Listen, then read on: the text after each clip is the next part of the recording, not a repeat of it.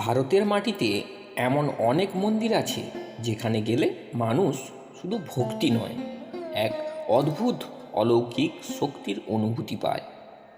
সেই সব পবিত্র তীর্থক্ষেত্রের মধ্যে অন্যতম হল দক্ষিণেশ্বরের কালী মন্দির। গঙ্গার পবিত্র তীরে দাঁড়িয়ে থাকা এই মন্দির শুধু একটি পূজা স্থান নয়, এটি এক মহান আধ্যাত্মিক কেন্দ্র, যেখানে মা কালী ভবতারিণী রূপে বিরাজ করছেন। লক্ষ লক্ষ ভক্ত বিশ্বাস করেন এখানে প্রার্থনা করলে মা তাদের সমস্ত দুঃখ দূর করেন। কিন্তু অনেকেই জানেন না এই মন্দিরের জন্মের পেছনে আছে এক অলৌকিক ঘটনা, একটি স্বপ্নাদেশ। এই কাহিনীর কেন্দ্রবিন্দুতে আছেন এক অসাধারণ নারী। সেই নারীটির নাম হলো রানী রাসমণি। রানী রাসমণি ছিলেন বাংলার এক ধনী জমিদার পরিবারের কর্তা এবং একই সঙ্গে অত্যন্ত দয়ালু ও ধর্মপরায়ণ নারী। তিনি দরিদ্রদের সাহায্য করতেন, মন্দির নির্মাণ করতেন এবং সবসময় ভগবানের সেবায় নিজেকে নিয়োজিত করতেন। একবার তিনি সিদ্ধান্ত নিলেন তিনি কাশী যাবেন, কারণ তার বহুদিনের ইচ্ছে ছিল কাশী বিশ্বনাথ মন্দির দর্শন করার। সব প্রস্তুতি হয়ে গেল, অনেক নৌকা, খাদ্য সামগ্রী, সঙ্গী সাথী সব কিছু ঠিক করা হয়ে গেল। পরদিন সকালে যাত্রা শুরু হওয়ার কথা ছিল, কিন্তু সেই রাতেই ঘটনা একটি এমন ঘটল যেটি আশ্চর্য ঘটনা ছাড়া আর কিছুই বলা চলে না। গভীর রাতে রানী রাসমণি এক স্বপ্ন দেখেন। সেই স্বপ্নে মা কালী তাকে বললেন, কাশী যাওয়ার কোনো প্রয়োজন নেই, গঙ্গার তীরে আমার জন্য একটি মন্দির নির্মাণ করো। আমি সেই মন্দিরে বিরাজ করব এবং মানুষের কল্যাণ করব। স্বপ্ন থেকে উঠে রানী রাসমণি বিস্মিত হয়ে গেলেন। তিনি বুঝতে পারলেন এটা কোনো সাধারণ স্বপ্ন নয়, এটা ছিল মা কালীর আদেশ। পরদিন তিনি কাশী যাওয়ার পরিকল্পনা বাতিল করলেন। তারপর শুরু হলো নতুন এক ইতিহাসের সূচনা। রানী রাসমণি গঙ্গার তীরে একটি বিশাল জমি খুঁজে পেতে লাগলেন, যেখানে মা কালীর মন্দির নির্মাণ করা যাবে। অবশেষে কলকাতার কাছে গঙ্গার তীরে একটি বড় জমি কিনলেন। সেই জায়গাটি আজকের দক্ষিণেশ্বরের কালী মন্দির। 1847 সালের দিকে মন্দির নির্মাণের কাজ শুরু হয়। বিশাল এই মন্দির তৈরি করতে সময় লাগে প্রায় 8 বছর। মন্দিরের স্থাপত্য অত্যন্ত সুন্দর। মাঝখানে মা কালীর মন্দির এবং চারপাশে রয়েছে 12টি শিব মন্দির। এই শিব মন্দিরগুলোতে ভগবান শিব 12টি রূপে বিরাজ করেন। মন্দিরের সামনে রয়েছে গঙ্গা নদী, যেখানে ভক্তরা স্নান করে পবিত্র হয়ে মায়ের দর্শন করেন। 1855 সালে অবশেষে সেই পবিত্র দিন এলো, যেদিন মা কালীর মূর্তি প্রতিষ্ঠা করা হলো। মা এখানে ভবতারিণী রূপে পূজিত হন। ভবতারিণী শব্দের অর্থ যিনি এই সংসারের দুঃখ কষ্ট থেকে মানুষকে উদ্ধার করেন। কিন্তু এখানেই শেষ নয়, এই মন্দিরের ইতিহাস আরও অলৌকিক হয়ে ওঠে যখন সেখানে আসেন এক মহান সাধক, শ্রী রামকৃষ্ণ পরমহংস। শ্রী রামকৃষ্ণ পরমহংস ছিলেন এমন এক ভক্ত যিনি মা কালীর সাথে সরাসরি কথা বলতেন বলে বিশ্বাস করা হয়। তিনি এই মন্দিরে পূজারী হিসেবে কাজ শুরু করেন এবং ধীরে ধীরে তার আধ্যাত্মিক সাধনা সমগ্র ভারতবর্ষে বিখ্যাত হয়ে ওঠে।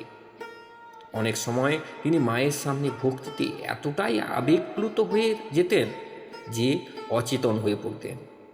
তিনি বলতেন, মা কালী আমার কাছে জীবন্ত। ভক্তদের মতে মা ভবতারিণী সত্যিই তার সাথে কথা বলতেন। এই কারণে দক্ষিণেশ্বরের মন্দির ধীরে ধীরে একটি মন্দির নয়, একটি মহান আধ্যাত্মিক কেন্দ্র গড়ে ওঠে। আজও প্রতিদিন হাজার হাজারো ভক্ত এখানে আসেন। কেউ আসে মানত করতে, কেউ আসে শান্তি খুঁজতে, আবার কেউ আসে মা কালীর দর্শন করতে। ভক্তদের বিশ্বাস, যদি মন থেকে মা ভবতারিণীর কাছে প্রার্থনা করে যান, তাহলে তিনি কখনো কাউকে খালি হাতে ফিরিয়ে দেন না। কিন্তু এই মন্দিরের সাথে আরও অনেক রহস্য ও অলৌকিক ঘটনা জড়িয়ে আছে। যেমন, কেন এখানে 12টি শিব মন্দির আছে, কেন শ্রী রামকৃষ্ণ মাঝে মাঝে সমাধিতে চলে যেতেন, আর কেন অনেক ভক্ত বলেন আজও এই মন্দিরে মা কালী জীবন্তভাবে বিরাজ করেন। এই সব রহস্যগুলো আমরা এই ভিডিওতে জানব। তার জন্য বলছি ভিডিওটা শেষ পর্যন্ত দেখুন। মা ভবতারিণীর মন্দির প্রতিষ্ঠার পর ধীরে ধীরে তীর্থক্ষেত্র গুরুত্ব আরও বাড়তে থাকে।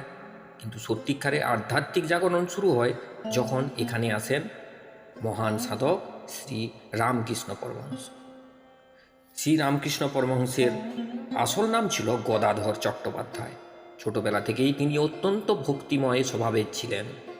ভগবানের প্রতি তার প্রেম ছিল অসাধারণ। যখন তিনি দক্ষিণেশ্বরে এলেন, তখন তার বয়স ছিল খুব বেশি নয়। প্রথমে তার বড় ভাই রামকুমার চট্টোপাধ্যায় এখানে পূজারী হিসেবে কাজ করতেন। পরে গদাধর ও মন্দিরের পূজার দায়িত্ব নেন। কিন্তু তিনি ছিলেন অন্যরকম পূজারী। সাধারণ পূজারীরা নিয়ম মেনে মন্ত্র পড়ে পূজা করেন, কিন্তু গদাধর মা কালীর সামনে দাঁড়িয়ে এমনভাবে প্রার্থনা করতেন যেন তিনি নিজেই মায়ের সাথে কথা বলছেন। অনেক সময় তিনি কাঁদতে কাঁদতে বলতেন, মা, তুমি কি সত্যিই আছো? যদি থাকো তাহলে আমাকে দেখা দাও। এই গভীর ভক্তি ধীরে ধীরে তাকে এক অসাধারণ আধ্যাত্মিক অবস্থায় নিয়ে যায়। একদিন পূজার সময় তিনি এতটাই ভক্তিতে ডুবে গেলেন যে হঠাৎ দেখলেন মন্দিরের মূর্তি যেন জীবন্ত হয়ে উঠলেন। তিনি অনুভব করলেন মা কালী সত্যিই তার সামনে দাঁড়িয়ে আছে। এই অভিজ্ঞতার পর তার জীবন পুরো বদলে যায়। অনেক সময় তিনি মায়ের সামনে বসে থাকতেন ঘন্টার পর ঘন্টা। বাইরের জগৎ যেন তার কাছে আর কোনো গুরুত্বই নেই। লোকেরা প্রথমে ভাবত তিনি হয়তো পাগল হয়ে গেছে, কিন্তু ধীরে ধীরে সবাই বুঝতে পারল এই মানুষটি আসলে এক মহান সাধক। তার আধ্যাত্মিক শক্তির কথা দূরান্ত ছড়িয়ে পড়তে শুরু করলো। দেশের বিভিন্ন জায়গা থেকে মানুষ দক্ষিণেশ্বরে আসতে লাগলো শুধু তাকে দেখার জন্য। এই সময়েই তার জীবনে আসে এক মহান অসাধারণ নারী, শ্রী শ্রী সারদা দেবী।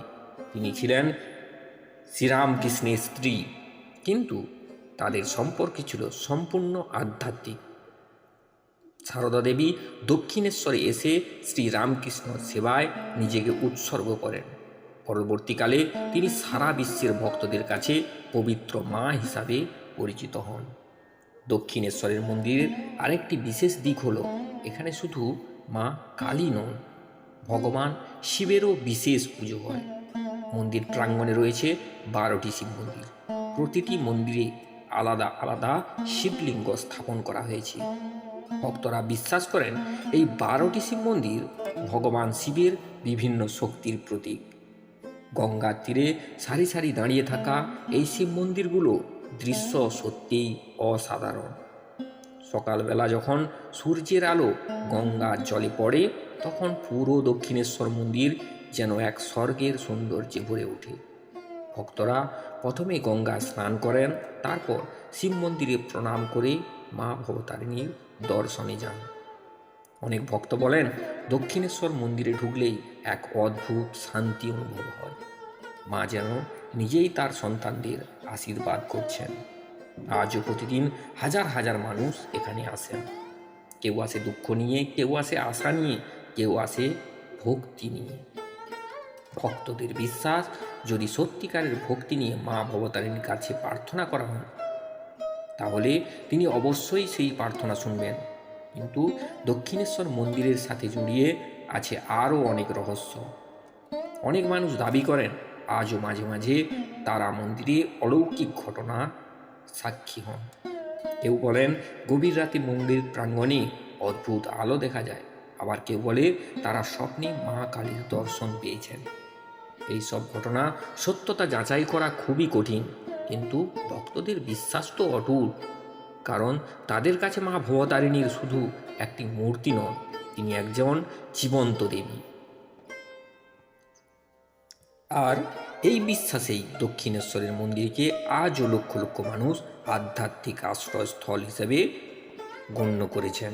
কিন্তু এই মন্দিরের ইতিহাসে আরও অনেক গুরুত্বপূর্ণ ঘটনা রয়েছে, যেমন কিভাবে দক্ষিণেশ্বর থেকে শুরু হয়েছিল এক মহান আধ্যাত্মিক আন্দোলন, কিভাবে শ্রীকৃষ্ণের শিক্ষা সারা বিশ্বের কিভাবে শ্রীরামকৃষ্ণের শিক্ষা সারা বিশ্বে ছড়িয়ে পড়েছিল, এবং কেন আজও এই মন্দিরকে ভারতের অন্যতম পবিত্র তীর্থক্ষেত্র বলা হয়। এই সব কাহিনী আমরা জানব পরবর্তী অংশে, অর্থাৎ পার্ট 2-তে। তো ততক্ষণের জন্য সবাই ভালো থাকবেন, সুস্থ থাকবেন। দেখা হচ্ছে পরবর্তী কন্টেন্ট নিয়ে, অর্থাৎ এই পার্টের সেকেন্ড পার্টটি নিয়ে।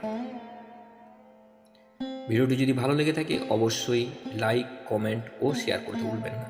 চ্যানেলটি যদি নতুন হন চ্যানেলটি সাবস্ক্রাইব করে পাশে থাকা বেল আইকনটি ক্লিক করে দেবেন। সবাই ভালো থাকবেন, সুস্থ থাকবেন। দেখা হচ্ছে পরের